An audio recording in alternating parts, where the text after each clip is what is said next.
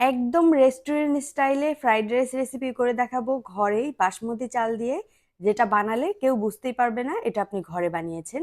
শুরুতেই একটা হাঁড়িতে আমি একটু বেশি পরিমাণে পানি দিয়ে দিয়েছি আর পানিটা বলক আসার জন্য অপেক্ষা করেছিলাম। তারপরে দিয়ে দিলাম ২ কাপ পরিমাণে বাসমতি চাল। চালটাকে অবশ্যই ০.৫ ঘন্টা আগে ভিজিয়ে রেখেছিলাম ধুয়ে। আর এই পানির মধ্যে আমি কিছুটা লবণ আর তেল দিয়ে দিয়েছি যাতে চালটা অনেক বেশি ঝরঝরে হয়। চালটা দেয়া হয়ে গেলে খুব ভালো মতো নেড়ে দিতে হবে আর তারপর অপেক্ষা করব ৮০ থেকে ৮৫% এর মতো সেদ্ধ হয়ে যাওয়া পর্যন্ত।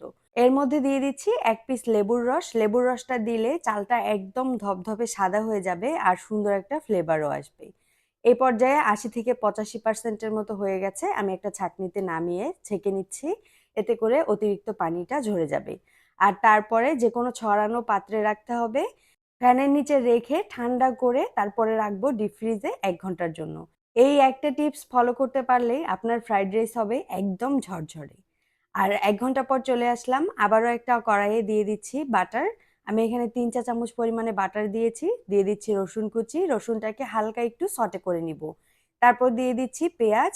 পেঁয়াজের পাপড়ি ব্যবহার করছি আমি আর সঙ্গে দিয়ে দিলাম কাঁচামরিচ কুচি। এগুলোকেও একটু সটে করে নেওয়ার পর দিয়ে দিচ্ছি গাজর কুচি। গাজরটাকে ২ মিনিটের মতো ভেজে নিতে হবে। কারণ গাজরটা একটু সেদ্ধ হওয়ার দরকার ছিল। এখন ২ মিনিটের মতো ভাজা হয়ে গেলে একটা সাইড করে নিব সবকিছুকে। তারপর সামান্য একটু বাটার দিয়ে ২ টা ডিম খুব সুন্দরভাবে সটে করে নিব। ডিমের মধ্যে দিয়ে দিচ্ছি সামান্য একটু সাদা গোলমরিচের গুঁড়া আর একটু লবণ। ডিমটাকে সটে করা হয়ে গেলে সবকিছুর সঙ্গে মিশিয়ে নিতে হবে। আর একটা জিনিস অবশ্যই খেয়াল রাখবেন, চুলার আঁচটা যাতে সবসময় মিডিয়ামে থাকে। ১ম দিকে কোনোভাবেই বাড়াতে যাবেন না।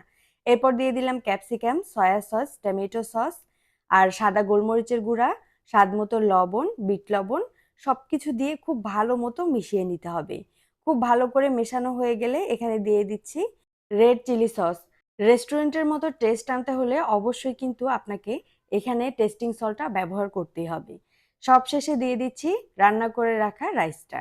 অবশ্যই একবারে দিতে যাবেন না, এরকম অল্প, অল্প করে দিয়ে তারপর মিশিয়ে নিতে হবে। আর এই মেশানোর কাজটা করতে হবে খুবই আলতো হাতে, না হলে কিন্তু এই রাইসগুলো খুব সহজেই ভেঙে যাবে।